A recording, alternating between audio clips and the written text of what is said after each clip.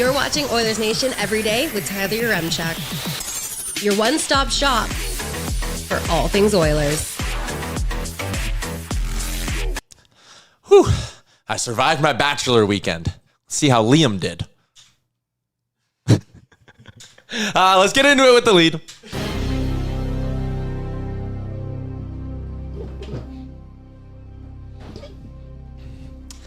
Welcome in, Oilers Nation Everyday, coming to you live from the Sports Closet studio. Jerseys to hats to the legendary foam finger. You'll find it all and more at the Sports Closet. Also, they do jersey stitching.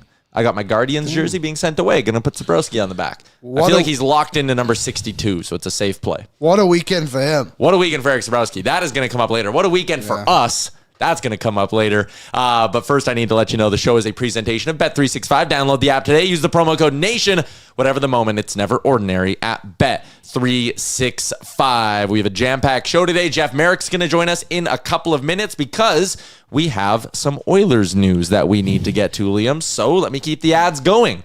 The news is brought to you by our friends at Litco Law, litcolaw.com. If you want to find out how you can get your way into a free consultation. When employers cross the line, Litco Law is here to referee. You can find out if you have a claim in minutes or take as much time as you need to get the answers you need and understand your options because your hard work deserves what's fair. Level the playing field, litcolaw.com. The Edmonton Oilers have made some changes to their coaching staff. A few of these expected. Dustin Schwartz was not offered a contract. His contract ran out in June. He is no longer with the organization. Based on what I've read in our chat, this should instantly mean whoever's in net for the Oilers wins the Vezina. It's safe to assume. It's that easy. Yeah. They should line up. It's that easy. So Dustin Schwartz no longer with the organization. Paul Coffey is stepping away from his role on the bench. He's going to stay in the organization and return to his previous role, which was special advisor to ownership and hockey ops. Which I believe he still had, right? I think so. He just had 9 jobs, which is fine. Some like people me. are like that. Yeah. And coming in for the Oilers are a couple of new names. Paul McFarland is going to be on the bench. He's going to run the power play. We're going to talk about him a little bit more with Jeff Marek. You see the name Connor Allen there. He's going to be a skills coach. He's not going to be on the bench. Chris Knobloch today at his press conference said he's going to have more of a role that is individual player development versus like being on the bench and running one part of something or whatever. But Paul McFarland's going to run the power play, and Peter Aubry is their new goaltending coach. So they go with a very traditional goalie coach kind of hire. He has connections back to the Chicago Blackhawks, was a big reason in names like Arvid Soderblom, who was developed through that organization's turning into a goalie for them now. A couple of other names, some European free agents have come up through their ranks with Aubry. Corey Crawford. I don't know if he would have gotten... I think he was there, wasn't he? Maybe right at the tail What's his first name, sorry? Peter? Peter Aubry. Paul McFarland, Peter Aubry. Don't get those. That's going to take a minute. I looked as well. He was most recently, if I'm not mistaken, at the University of Nebraska or Omaha. Interesting. And if you go look at their goalie stats, all pretty solid. All he right. was an assistant coach. He wasn't the goalie coach, but I mean, it's hard to imagine he didn't have some involvement in that. Yeah. He was there after the Chicago Blackhawks run. My bad. Yes. No Corey Crawford. No credit for Corey. No credit. All right. Let's, again, I don't know a ton about these guys outside of reading about them today. I heard Chris Knobloch speak about them. Obviously, he has glowing things, but let's keep the conversation. Go to the Star Mechanical guest line. It is Edmonton's #1 plumbing and heating company. You can find out more about what makes them Edmonton's #1 plumbing and heating company by visiting them online at starmechanical.ca. We go to the man who actually broke the news that Paul McFarland will be an assistant coach of the Edmonton Oilers. He is Jeff Marek from The Sheet. Jeff, how are you doing? How are you enjoying summer mode? Is it good? I mean, you're still breaking stories. It's not like you got your feet kicked up all the way.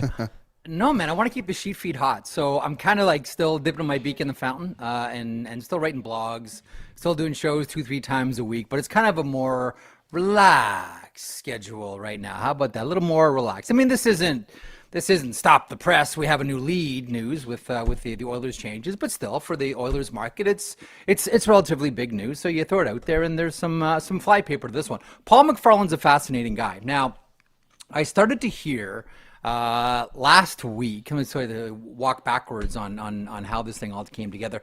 Started to hear that very quietly the Calgary Hitmen were sort of poking around new head coaches, which led me to believe that either Paul McFarland had been fired or has another job. And knowing how Paul McFarland is thought about, there's no chance he was going to get dusted. So that sort of led me to all of this. And there's been whispers around the Western Hockey League for the past few days that McFarland was going to end up on the Oilers bench, but not unlike me, a lot of people are on summer schedules right now, and as I like to say, their fingers are swollen and they have a hard time returning texts this time of year, I suppose. So I guess the swelling came down this morning. How about that, Tyler? Hey, Liam, how are you?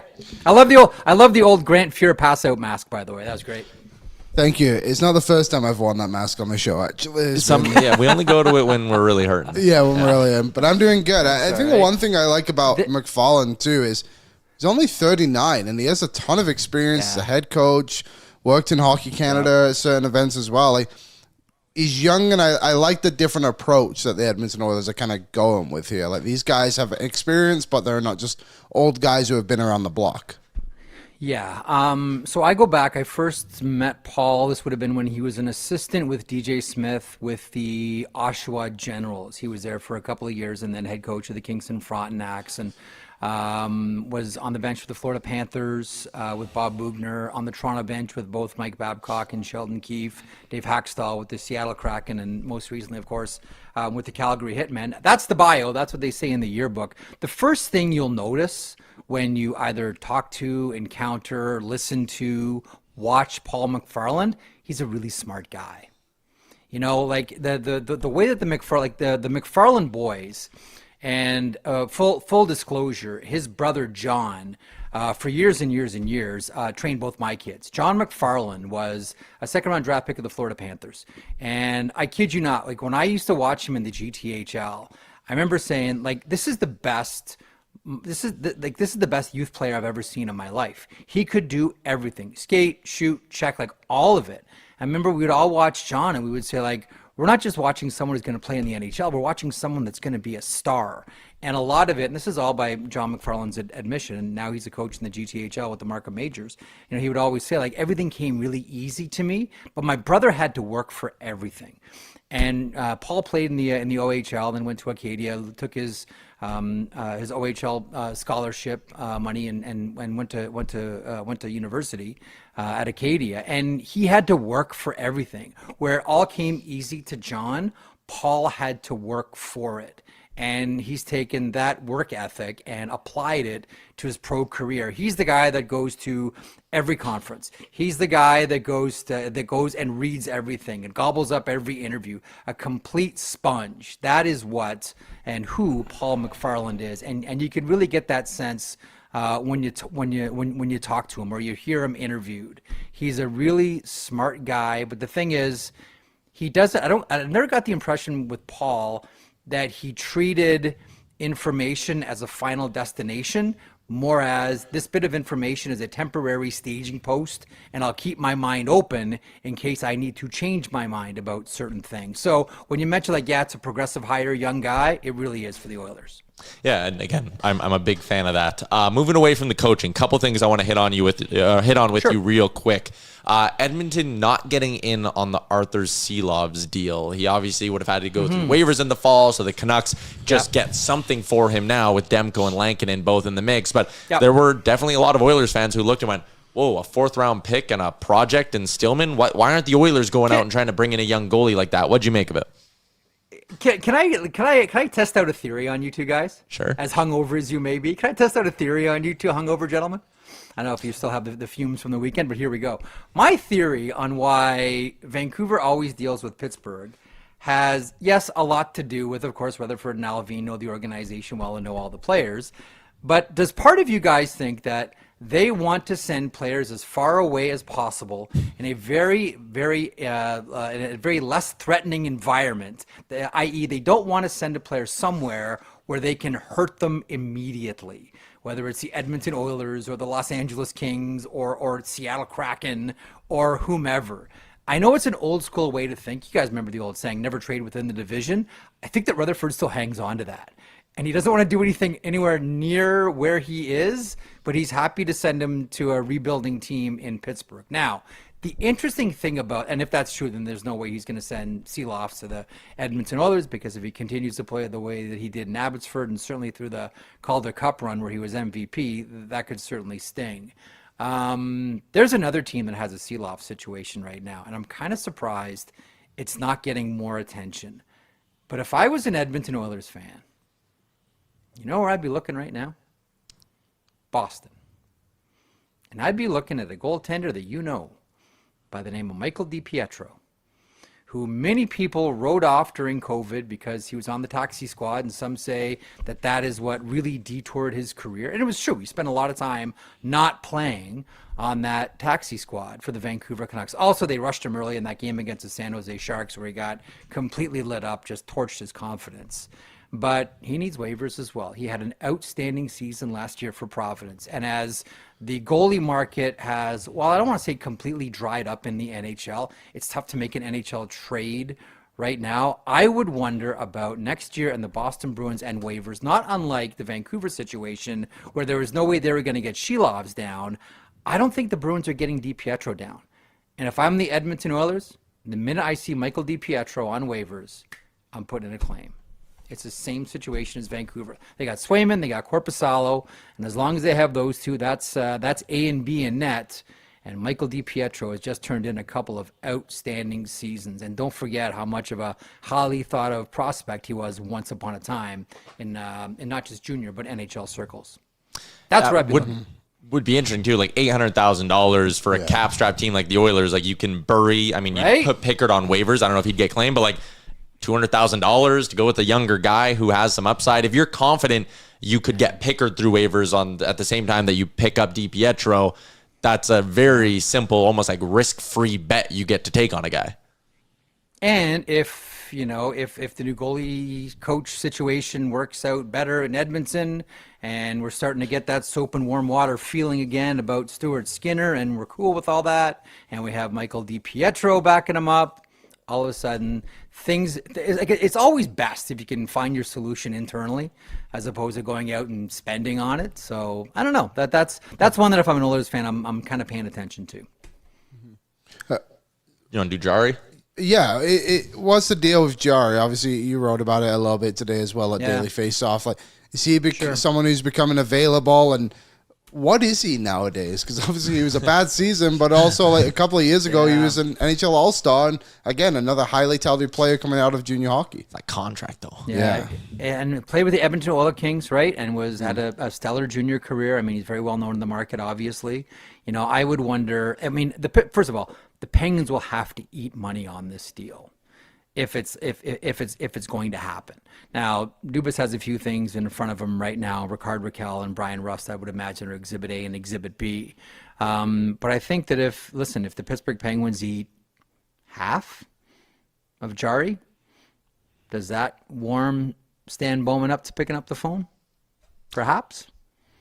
Yeah, because then he's down to like 2.68 or something like that, whatever. So both goalies are basically the same.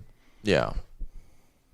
The only thing is if you're wrong and he doesn't bounce back, you got 2 more years of it and you're stuck, and you got the dead money from Campbell still for 2 more years. And it's like, you need to be so certain you're right about Tristan Jari bouncing back.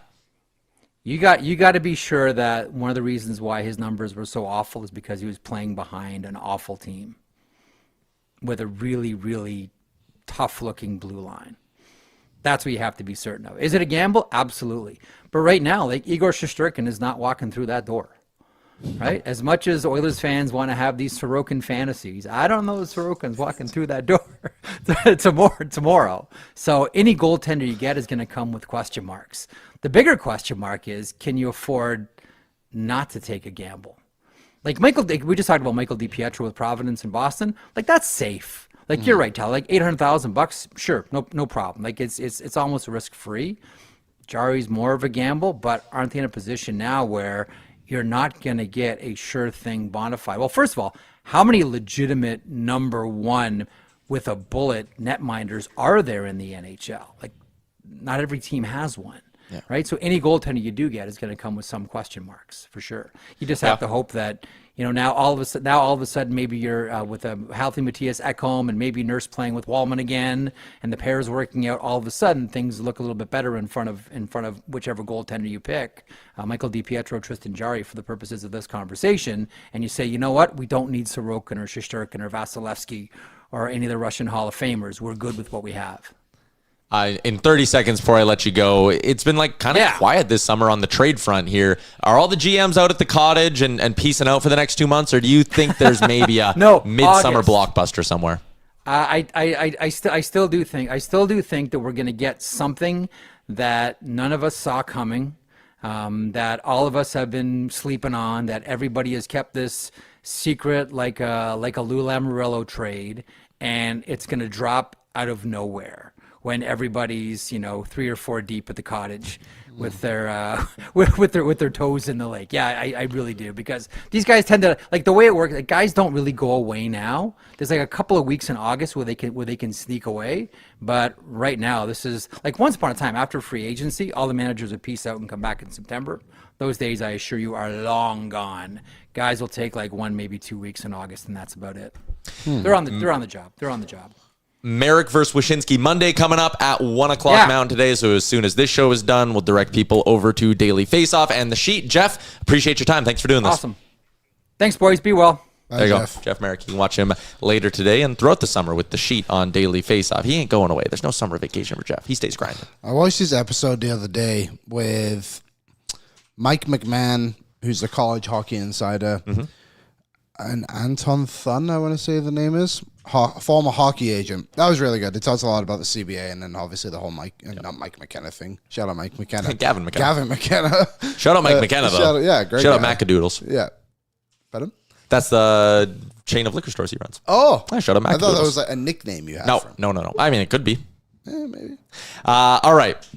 Couple more things I want to get to. Let's close out the coach conversation, and then we'll get into maybe a bit more of the goalie stuff, and I want to hear what the chat's saying. They're going to have, Knobloch said, one less coach on the bench next year. So last season they had Gulutzan, Stuart, and Coffey, so they had a 4-coach bench. They're going to bring that down to 3. So Coffey's off. Obviously, Gulutzan's off. He's the new head coach in Dallas. So it's just going to be McFarland, Stuart, and Knobloch. Maybe a little bit for Knobloch, one less cook in the kitchen kind of thing, a little bit less chaos. I don't hate that at all. And again, part of that is because Allen is going to be an eye in the sky. He's going to be working with individual players. He's not going to be tackling systems and all this stuff, which also leads me a little bit to believe, Mark Stuart would have had a say in systems. Coffey would have had a say in systems. Gulutzan obviously would. He's very experienced.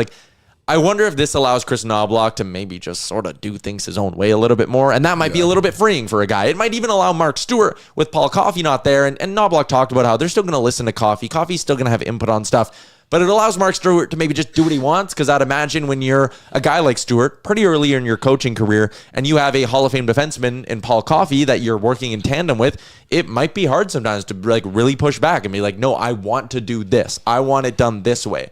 This is just more freeing, I think, is a way to look at it.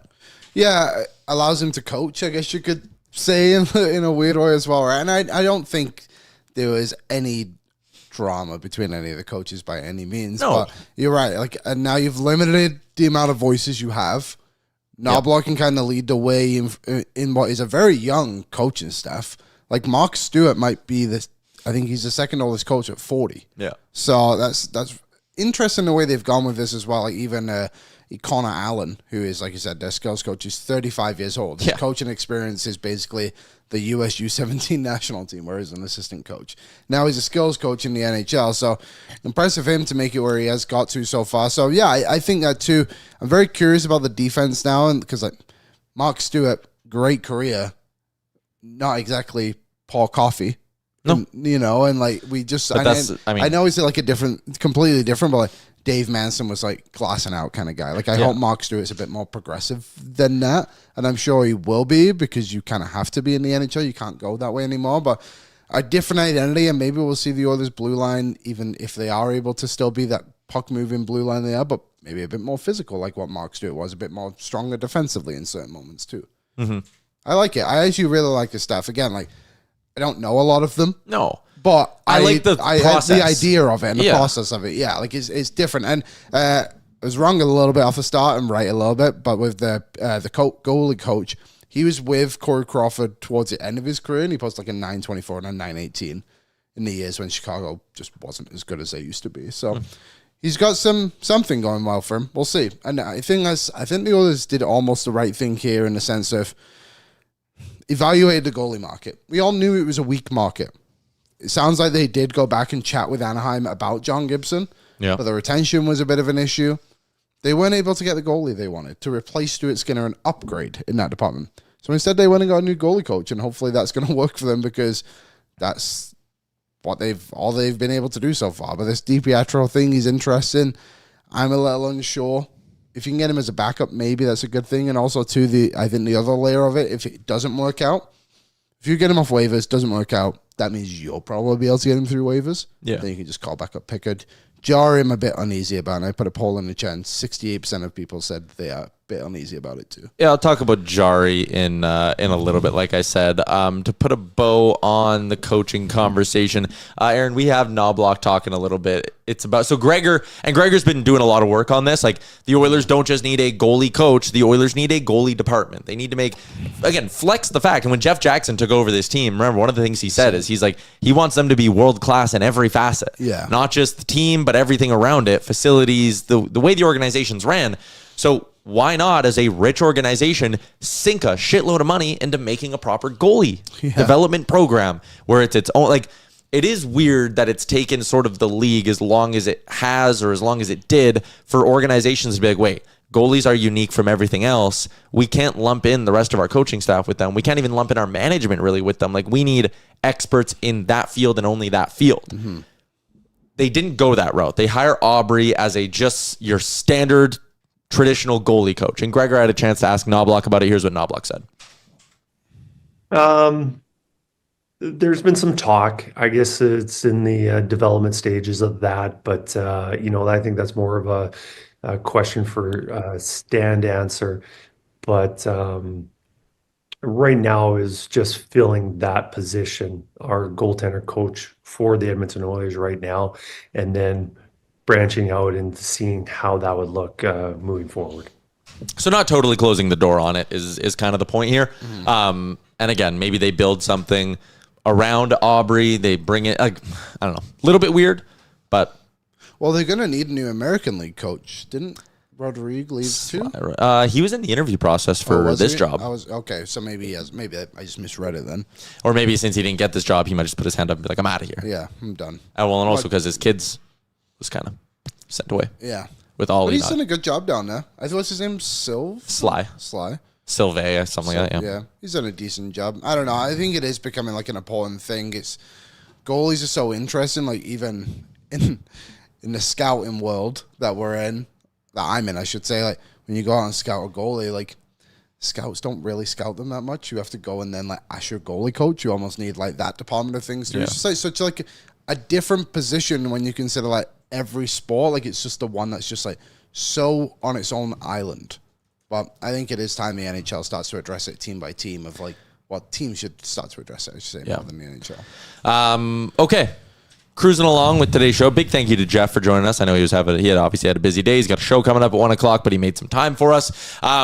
Let's do a YouTube chat. I want to see what the people are saying. YouTube chat brought to you by our friends at Odd Company Brewing and the Nation Beer Everyday Lager, a crisp, clean lager crafted not just for game day, but for every day. Appreciate you all joining us here on a beautiful summer day. 73% of you said no to the Tristan Jarry idea. I'll lay out the framework maybe for what I think that could entail if it were to happen in a second.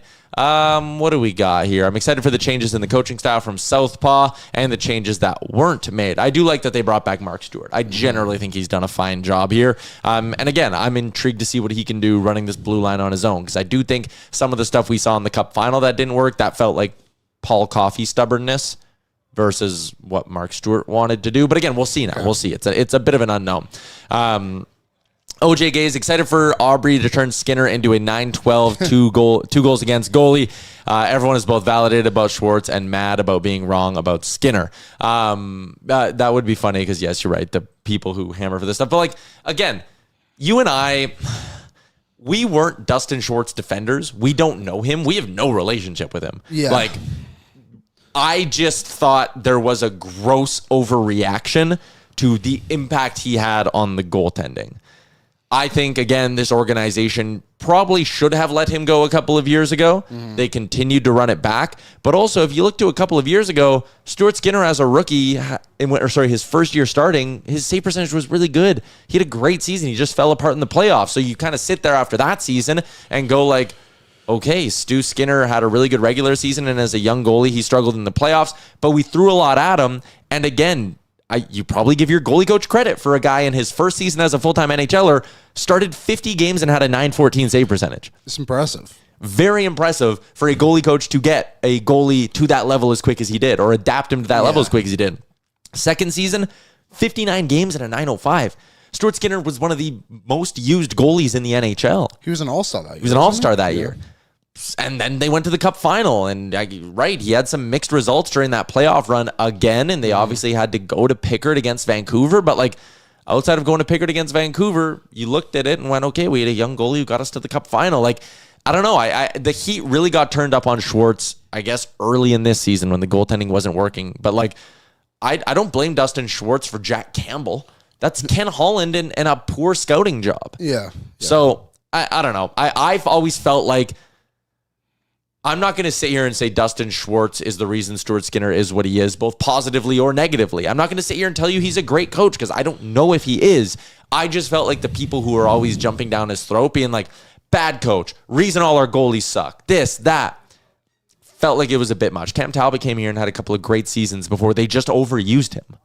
Yeah, and even like, wasn't he here for Mike Smith and Koskinen? Like, I know at the moment you look at it and you're like, God, that was like a frustrating error, but then you're like, you look back a little bit and you're like, it really wasn't that bad. Yep. Like, all things considered, I don't know. Like, I think the goalie coach, like you said, is just something that's a bit overblown. It's obviously an important role, and you want a guy who can be relied upon. I just think maybe he overstayed his welcome.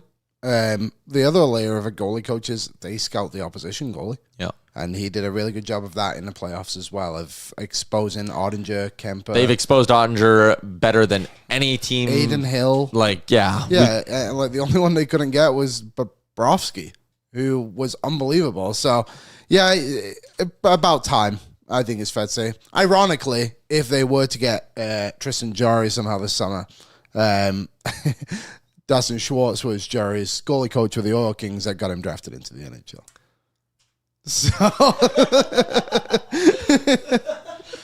I could be off on this, or I could be late on this. Tristan Jarry does love the city, even when he was a pro in Pittsburgh. He lives in the Edmonton area. Yeah, and I wasn't sure if he still does, because I knew he did. Because sure he married an Edmonton girl. Yeah, I'm pretty confident he does still. Yeah. He skates in Edmonton in the summer, I'm sure. Yeah. So again, maybe it's a guy who's comfortable here, whatever. I want to get to a few more comments, and then we'll talk about Jarry. Nate said Schwartz would be relied upon for Campbell information / sign-in. Fair. I from what we heard around that, like, no one told me this, but I remember reading a bunch of stuff being like, that was more of like a Brad Holland really pushed Jack Campbell. And also, too, you may remember at the time, the Oilers just didn't have an Ontario scout, that whole rumor around it. And apparently it was just Brad Holland who was doing all of it. So, like, you're right. Like, they probably would have asked. Was that a pro scout or amateur scout thing, though? I guess. I'm guessing Brad Holland both. was saying it. Yeah. Didn't Brad Holland get hired in LA? Tyler Wright got hired in LA. That's who it was. Tyler Wright got hired in LA, and I was like, not sure what he did. Job. Someone in the chat said the Oilers, like on the DiPietro front, the Oilers don't have enough organizational depth. I actually don't think that's true in net. Strong disagree. I actually think their plan is pretty well laid out here. I think they're going to run. They have 4 goalies not on their roster, but in their organization. Nathaniel Day, 20 years old, went to the East Coast League last year, or sorry, the ECHL last year. It's not called the East Coast League.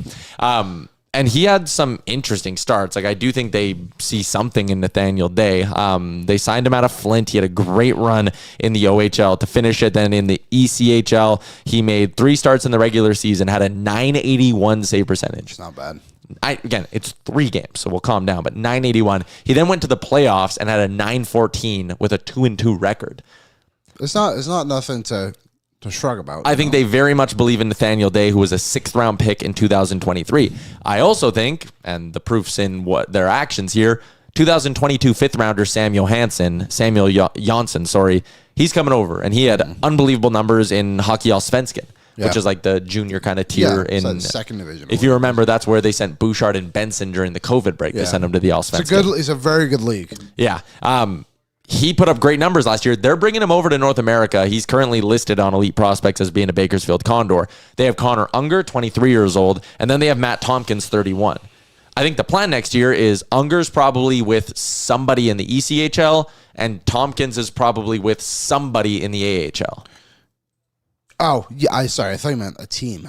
Yes, he will be. I mean, like in your paired with one of Day or Janssen. Yeah. I think so too. I actually think we'll probably see a bit more of Day, maybe earlier than Janssen. I think you can just see him flipping back and forth a bit, like you said. Yep. But that's also maybe a layer of things with Pickard. If they were to go and get DiPietro, for example, they would have enough money to keep 3 goalies on their roster temporarily if DiPietro was to come on waivers, or if they were to claim another goalie on waivers. But to me, that would also say you probably want to trade off Pickard. Because otherwise you're just running 2 veteran goalies in Bakersfield. Which is a terrible idea. Bad idea. Yeah. Very bad idea. And then also, too, they have Vinny, obviously. Emil Vinny. Emil Vinny. He's overseas still. But he was the number 1 ranked goalie in the draft last year, or the year prior. Yeah. He had a bad back injury, it sounds like, so I has to rehab that. But organizational depth, they have 2 goalies in Europe. They have 2 young goalies playing through. Connor Unger, Matt Tompkins, very decent veteran pro-level goalie. Tompkins been a pro for a while now, yeah. And then you have Pickard and Skinner. That's good. Mulet corrected us. Rodrigue works for the Charlotte Checkers Florida affiliate. He left the organization last year. Very well. But I do, again, Gregor had him as someone who was in the mix for this job that the Oilers obviously gave to Aubrey. To say the Oilers are like thin in the goalie department, like they actually have organizational depth kind of checked off at every level you'd want it to be checked off at. Unger's an ECHL. I'd call him a vet now. He played 35 games in that league last year. Tompkins has been a professional for a long time. You have your 2 up-and-comers in Day and Janssen. And yeah, if you were to go and get a guy like DiPietro, like if you think DiPietro has legit like high-end upside, he's 26 years old. He obviously came into his pro career with a lot of pedigree, was one of those world junior goalies that everyone fell in love with. You're not going to let a Connor Unger or a Matt Tompkins get in the way of what's happening.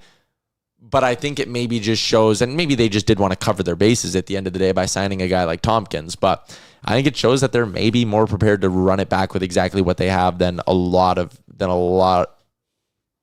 people want to think.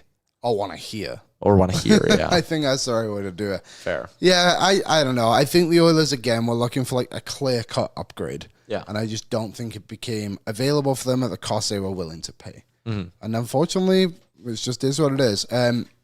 DiPietro drafted 64th overall. Stuart Skinner, 78th. There you go. Here's another thing. So now we're going to get into the goalie trade talk. If Boston's sitting there and they're going, here's a 10-team no trade list. If Boston sits there and goes, whoa, we like Mikey DiPietro, actually. Don't say Korpisalo. If they kept, from Boston's perspective, if they were to keep 50% of Korpisalo, he's $1.5 million. They could run DiPietro as their backup, and it's actually $700,000 cheaper on the cap. Mm-hmm. The Oilers would get Korpisalo at 1.5. 2. No, he's at 3 right now. Oh, so they could keep another 50%. Sorry. Ottawa is retaining a chunk of Korpisalo. Oh, okay. That's why it says something different in Elite Prospects. Yeah. So Korpisalo could be brought from 3 down to 1.5. His numbers last year were not good. Granted, Swayman's weren't good in Boston, and we know he's a better goalie than he showed. Korpisalo with Ottawa, also not great. It's been a couple of years since that run with LA and when he was acquired from Columbus, and he had a really, really strong season. And he is traditionally a pretty up-and-down goalie. He's 31, so it's not like you're bringing in a 36-year-old. Mm-hmm. Maybe there's something to, and again, this would probably be more of like a coming out of camp thing because Boston realizes that they actually really, really like Mikey DiPietro. If the Bruins just kind of put their hand up, and it would probably come after they put Korpisalo through waivers, because I'd imagine they'd take a shot on being like, hey, who's going to take him for free? No one takes him for free. Do they sit there and go, we'll keep 1.5, we'll trade him to you for Pickard. They're just going to put Pickard in the minors, and the Oilers would run Korpisalo Skinner. Yeah, I think he's obviously an upgrade on Pickard. If you could get that cap as close to $2 million as possible, it's an easy pill to swallow. And I would want it all the way down to 1.5 because then you can just outright afford it. Okay, right down to that then. $2 million. Sorry, as a backup number 2, when Skinner goes through his inevitable rough patch in the season, he's a good player to have to throw in there. A guy with a bit of playoff experience as well, and obviously LA and Columbus, he had a few games there, and we've seen him be a good goalie. And you look at those 2 teams he was on. He still had 11 wins on Boston last year, and he had a positive win record. In Ottawa, they weren't very good, but managed to win 21 games of his 55. It's not terrible. Just he was basically just on depends. bad teams, and his save percentage was his goals against only 2.9. I would want to hear from someone who's like a goalie analyst expert on him. Yeah. Because like, how would his game translate to Edmonton? We saw there's someone in our chat who's like, I don't think he's good when he doesn't face a lot of shots. So like, yeah, I don't know. He's a name. Like if DPS, you can definitely see the path to Boston goes, whoa, we like the younger Mikey DiPietro. Swayman's starting 50 games for us. We like giving DiPietro 30 and seeing what we have in him. It saves them $700,000. And Korpisalo's no trade list. If they put him on waivers and he clears, he might sit there and be like, whoa. I can either play in Edmonton or play in the American League. I'm going to Edmonton. Or Boston could do what New York did with Trouba, where they sit there and go, hey, you're going. Whoever, I don't even know who the team would be, but like San Jose's claiming you. Do you want to play in Edmonton or do you want to play in San Jose? And he would go, oh, Edmonton. And they trade him to Edmonton. I think one thing, though, being a Finnish guy, the weather's probably not something he's too bothered about. Boston's not exactly a tropical city. Yeah. You know what I mean? Like, I think at this point of his career, he's played 15 playoff games. Been solid in both, I would say. He's probably just like, I want to play competitive hockey in April, May, and June. And he would in Edmonton. Yeah. He'd be decent. I don't hate the option as much as I did when I initially said, don't say Jonas Korpisalo. I would do Korpisalo before I do Jari.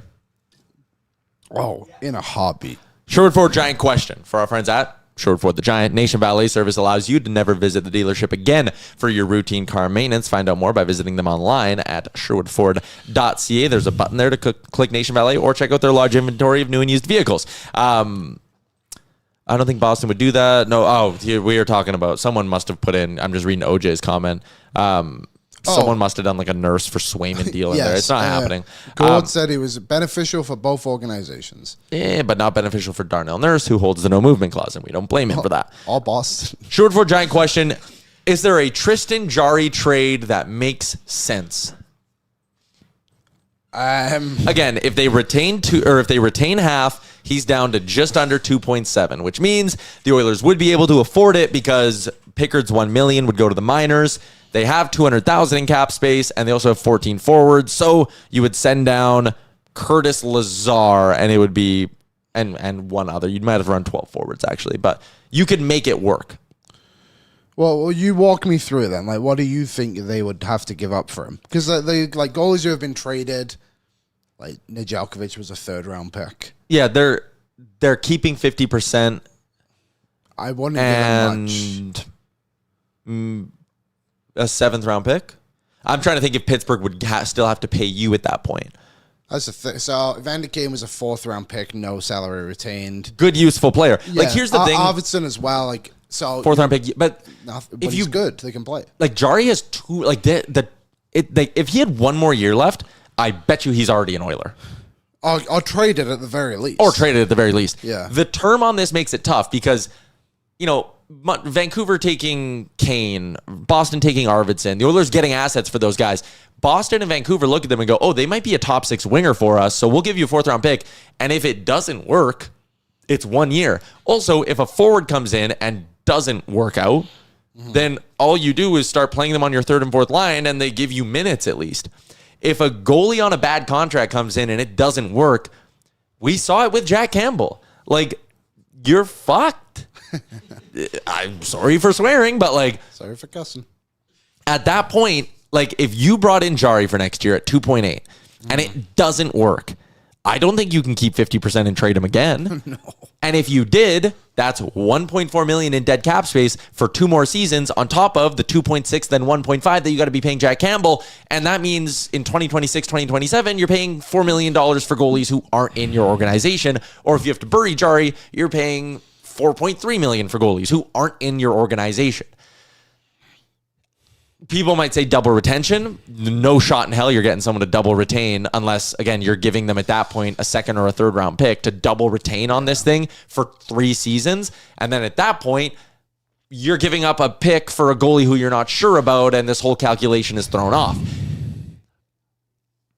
I don't see a path to Jarry making sense if they do. And Westside Shane, I love you put it, there's way too much risk. If you're wrong on Jarry, you have totally screwed yourself salary cap wise. And you've got Pickard off the team. And whether he's traded to Pittsburgh in the deal or he's put on waivers and someone claims him, maybe there's a world where you get him to the minors. But then if Pickard has to come back up, you're right back to square one with a shitload of money on your books. It's too much risk for me. Is there a world where he comes in and he plays great? Yes. Is it the most likely outcome? No. And that's why I'm not doing it. Aren't you running enough risk just going with the same goalie tandem you have anyway? Yeah. Like, I feel like that's a much better risk to take because at least you kind of know what you're getting. Yep. You know Skinner's going to go through a bad patch and a good patch. I guess with a new goalie coach, we'll see. And Pickard's going to come in. He's going to play really well for 1 game and then get lit up by the Anaheim Ducks in the first period. It's inevitable that that's going to happen. With Tristan Jarry, it could be the worst trade of the offseason. It could really, really screw you up. It feels like just making a move for the sake of making it. Exactly. And I don't think it's worth it at all. Like the DiPietro thing, there's no risk. There is honestly 0 risk in making the only risk play. is you might lose Pickard on waivers. But even then you might, if it went that way, and that would mean it went really well with DiPietro, so it doesn't matter. No, you got to make the read out of camp, so you're putting Pickard on waivers out of camp. But even then, you could keep both temporarily. You could for a little bit. That's fair. So that's why that's what I would do anyway. I just think they can't do it. I think if they wanted to do it, they might have done it already, or just go to free agency and get one of those guys. What did LA get Anton Forsberg for? 2.5. Exactly. He's better than Tristan Jarry. Probably. And he got a 2-year deal. Mulek says, I don't hate making a move for the sake of making a move. No, you can't. We should all hate that. And again, if this is, we need to mix up our bottom 6 because we started slow. Make a move for the sake of making a move. Hell yeah. Yeah. Shuffle the deck chairs around a little bit. If you make this move for Jarry and you're wrong, you are in a worse position. Yeah. You make a move for a forward, a defenseman, okay, they're buried on your third pairing, whatever, it's fine. Unless you're taking on an albatross contract somewhere, and then, maybe it blows up in your face. But, Jarry can blow up in your face. Korpisalo might not blow up in your face because if you get him at 1.5, which is the only world where I'm talking about this, and it doesn't work, then you waive him and it's $400K. And $400K is a lot different than 1.5 of buried money in Jarry's case. It's a big difference. That's a roster player. And Korpisalo's an NHL goalie. Tristan Jarry is just simply, we don't know if he is or not. I mean, it's definitely a positive side of this. Yeah. They could get him and he could be awesome. A change of scenery might help him a lot. If he does still live in the Edmonton area, being closer to home is probably something that's beneficial as well.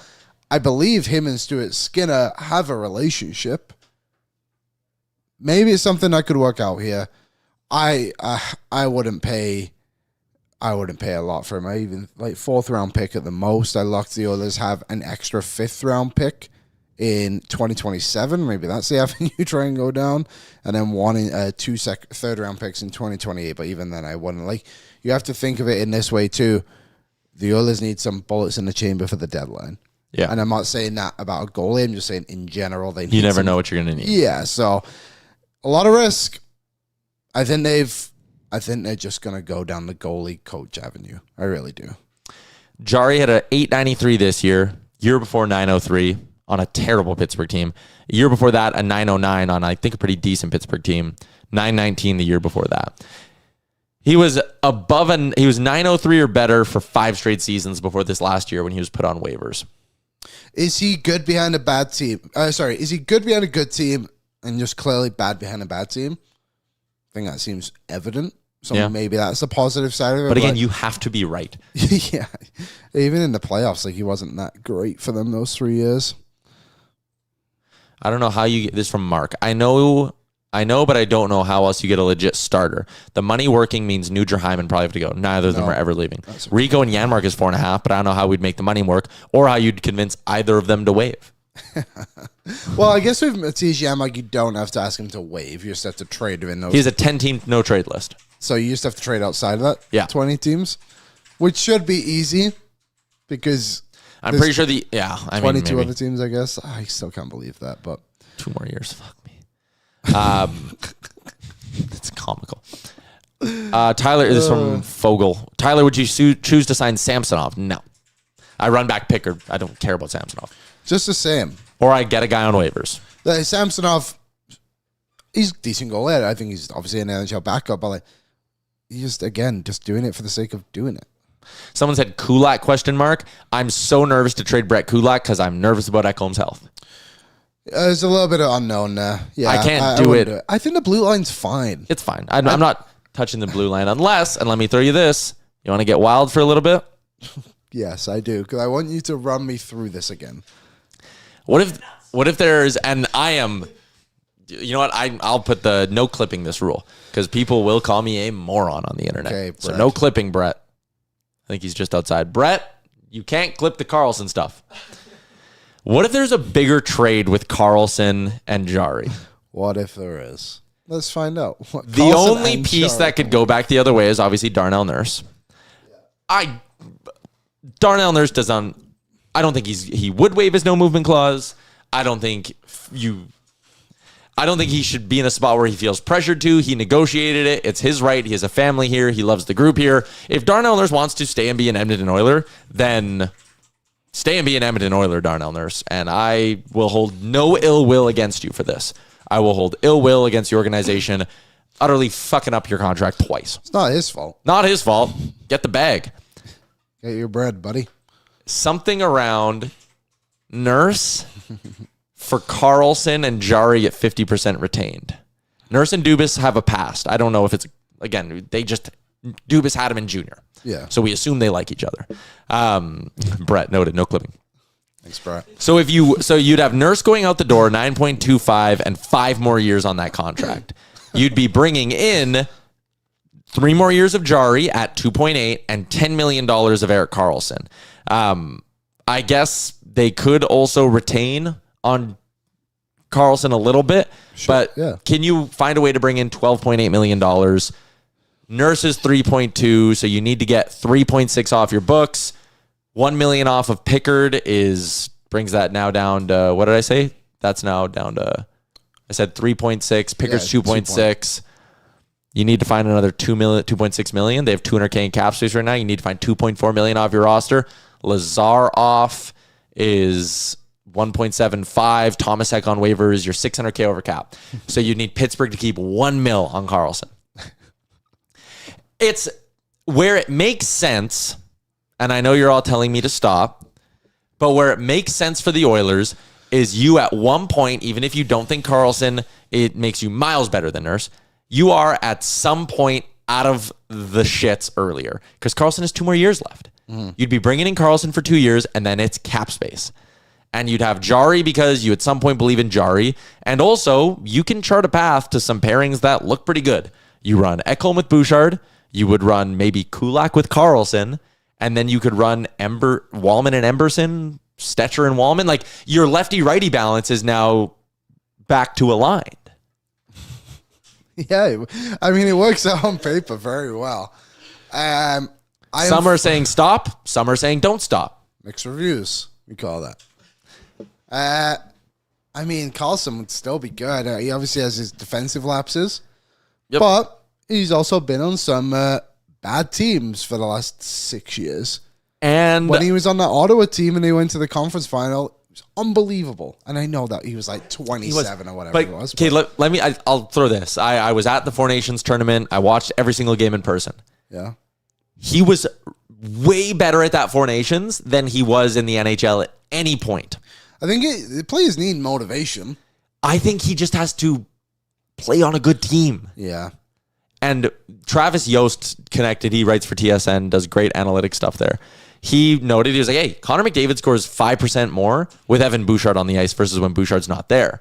So, well, you just scared me, Aaron. Oh, that's all right. Wow.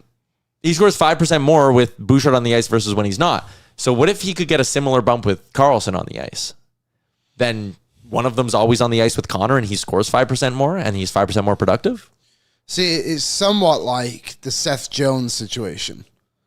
If you get a guy out of a bad spot, and all of a sudden he gets back to the level that we all saw he was capable of years ago. Obviously, a bit of an age gap between Seth Jones and Erik Karlsson, but still, like, Karlsson put up 55 points, something over 50 points last season. On a Pittsburgh team that was bad, he's also played the last 3 seasons every single game.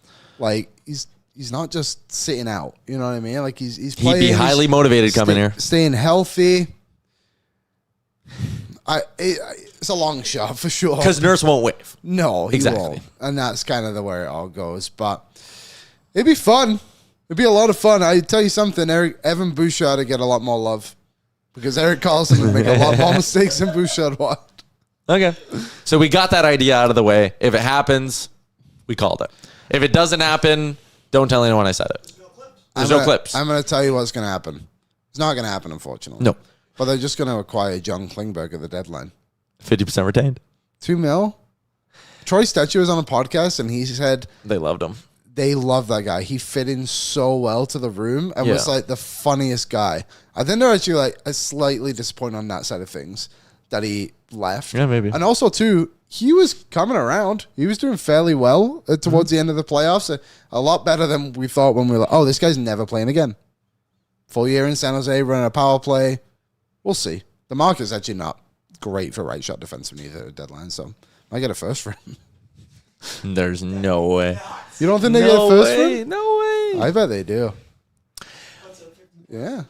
Okay, couple of things to quickly knock out here before the end of the show. What's trending for Oodle Noodle? Okay. More than 15 locations in the Edmonton area. How about that? They also work really close with local charities right now. I believe it's the Kung Pao. 10% of the proceeds are going to Sports Central, who they love supporting. So shout out to Oodle Noodle. What's trending? You wrote new CBA. Did the players get anything? ? Did they? No, I think they just got labor peace. I feel like they did this really ahead of time for not a lot of benefit to them. They got to dress the way they want to games, but also not the way they want because there's still like a little bit of rule in there. I think that's kind of weird. They now have to play more games. Less preseason games. Oh, that's so They get to go to the Olympics. Yeah, I mean, I feel like they were going anyway. Probably. So it's like the one thing they got. Term limits got knocked down, which some would say is maybe good. Good, they get those. Because term limits lower should mean less buyouts, which means more money in the pool. I feel like the league just like benefited from this a lot more. Like, there's another thing too.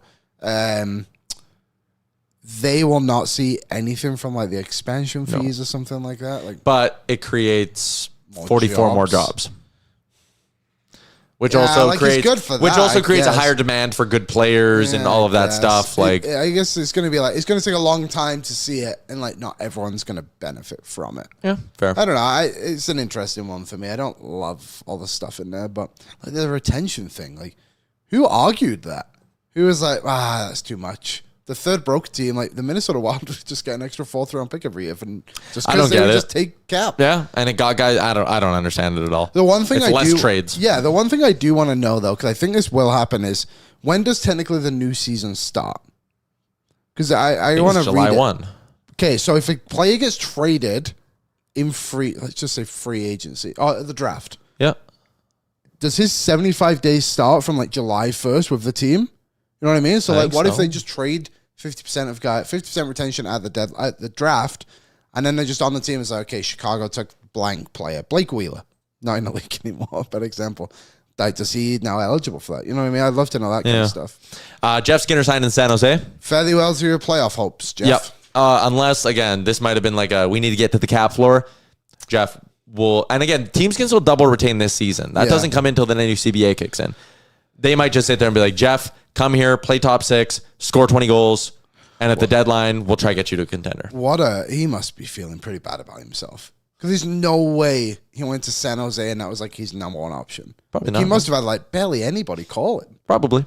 Sucks for him. I liked him as an Oiler, but we all know what happened. Ray Flo said, I believe it's 75 regular season days. Okay. Even if Thank it is, you, then Ray. you could sign, you could Yeah, require a get guy. him out, Yeah. The Blue Jays, what's trending, drafted someone named JoJo Parker. Cool name. Joe? 8th overall in the MLB draft. I'm more of the JoJo Sway. Siwa? Siwa. Any relation to Siwa? No, not how names work? Okay. Jays blew it up over the weekend against the A's. They were awful. What the heck? We lost a on lot them. of money betting on them the last You're 2 days. telling First day, me. won You're money. telling me. Yeah. Unbelievable. What's trending in our lives? We had a great golf weekend. We had a great golf Played weekend. 4 rounds in 3 days. 3 rounds in 24 hours. 3 rounds in under 24 hours, which is actually crazy. Yeah, and you know what? The only day I felt sore was driving home yesterday, and it's because I didn't go in the hot tub on Saturday night. I just didn't do it. I don't know why. But there's a lot of people in there, so I'll sit on the outside and just join the conversation there. And then yesterday, I was like, my body is aching. My back was But I had a killing great weekend. Thanks for having me out. Yeah, it was a lot of fun. Thank you for coming. You're welcome. It was fun. Great. Would you like to share your Harry Carey impression with everyone? No, I would not. No? But if the moon was made of ribs, If the moon was made of ribs, would you eat it? I'd go back for seconds. hell, then I'd flush it down with a nice cold Budweiser. Although you were, yeah. Although I was a Whoop. Budweiser on the show? no. Oh, okay. Yeah, you were a Coors Light guy this week. Although they all are right there.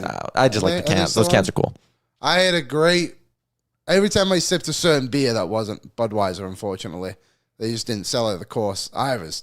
Dialed in. Oh, It was your upgrade juice. I don't know what happened to me, but I took You and someone said, how'd you shoot? You broke 100 at Grey Wolf, which is a fucking accomplishment for you. Yes. A few years ago, I used to golf a lot, like during COVID, so I got a lot better. But this year, obviously, not a lot of time. But so I golfed twice coming into the weekend and came out 4 times. And I started the weekend with like 112. Yep. Finished with a 97. I'm going to tell you this, and I know it's easy for me to say on the outside. You need new clubs. Why? New clubs would be so much more forgiving. You would not be slicing the ball as much as you do. Well, I didn't slice as much on the last one because I only used 4 clubs in my bag. I used my 3-wood. Is that a 3-wood? Yeah. Use? My hybrid. I should say 5 clubs. 7-iron, thanks to you. Yeah. That was a huge one. Bump and run. And then I used my 60 when I need to, and my putter, which I was.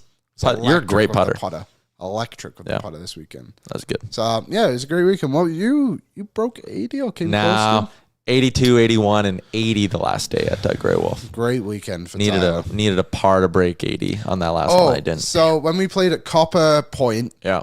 which is in Inverness, so Yep. they have 2. They have 36 holes. One Yeah. is a par 62. Yeah, So, 172. but like, it's not very forgiving. It's actually really It's difficult. so hard. There's like 230-yard par threes. Yeah. Like, they could make it probably a par 65 if they wanted to. Easily. So we were playing a scramble, and our 4 against another 4 that were there with us, and on the other team was Tyler's dad. Yeah. And we finished first, and we finished 4 under. Yeah. Which doesn't sound very impressive for a scramble. But we shot a 58. But yeah, we did really well. And And it's so hard to birdie par threes even in a scramble. It was so difficult. So anyway, they're coming down, and we asked them, "Was like, what are you guys at?" They're like, "We're 4 under as well." So Tyler's dad, we're all sat on the green. They have It's the like most a gangster thing I've ever seen in my life. they have like a 50-footer. Oh yeah, No, 15. Sorry, 15. 15 yeah, footers. It was What I on meant the to edge say. of the green, just Yeah, off on for the green. birdie. Tyler's dad grabs his club, ripping a cigar, throws it on the the ground, cigar. lines up his putter, drains it. First guy putting in the foursome, walk off birdie putt. Like, yeah, he walks up with the cigar, like leans down, gets his read real quick, and then just cigar on the ground, walk up, bing, nail it, match over. Grabs it. Yeah, Yeah, let's grab go a get couple lunch. beers. Yeah, that was really fun. It was a great weekend. And we played this pool game. Oh, man. The pool game is electric. It's the best. It's basically you play pool, all 8 of us around the table. Yeah. You can only throw from the back 10% of each one. Yeah, there's like the little lines on the outside. Yeah, so the back, whatever that is, 10% of each one. You play with just your hands. It's just the cue ball and the 8 ball. Yeah. And you go around the circle, and you need to, again, you're running around the table because you can only throw from the ends. If the black ball stops while it's on your turn, you're out. If you sink the black ball by throwing the white ball, the person who goes after you is out. It's out. If you sink the white ball, you're out. Yeah, so it's really fun. The first couple of nights we did it, we just played to 3. Yeah. But then on the last night, you have to get to 5. You have to get to 5 wins, which means you outlast everyone on the table, all 8 guys, 5 times. And I shot up to 4 quick, within like the first 10 games. But then we started ganging up on you because we didn't want you to win. And all of a sudden, Ty was at 4, Skirk was at 4, Kelly made it to 4. Kelly somehow making it to 4 was a miracle. And Tyler's other brother-in-law, Josh, 0. Tough break for Tough Josh. one. Doesn't watch the show. He'll have no idea we're embarrassing him. But that's fine. I'm pretty sure WAP had 1. Yeah, he beat Josh. Oh, he was Josh in that one final, yeah. It was really good game, Playing at home with your kids. Yep. And if you don't care about your walls, yeah, it's probably a requirement. Airbnb almost didn't have any. All right. Someone said pool is also fun. I mean, it is, but you can't touch do all 8 of us at once around that pool table where it was electric. Didn't touch the queue once this weekend. For Bet365, download the app today. Use the code NATION, whatever the moment. It's never ordinary at Bet365. There is one sporting thing going on today. I know. It's that time of the summer. Home run derby. Matt Olson is my pick.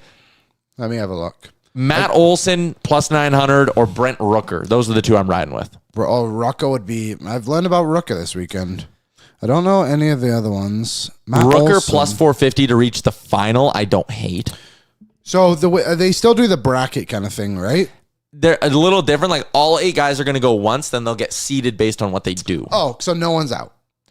Like no one goes out in the first round. All 8 guys go. Yeah. And then the 4 best go and get seeded and go head to head. Okay. All right. They did it last year, right? Yeah. I don't want Chisholm to win. Yeah, I hate He's just him. a bit of a weirdo. Junior Caminero.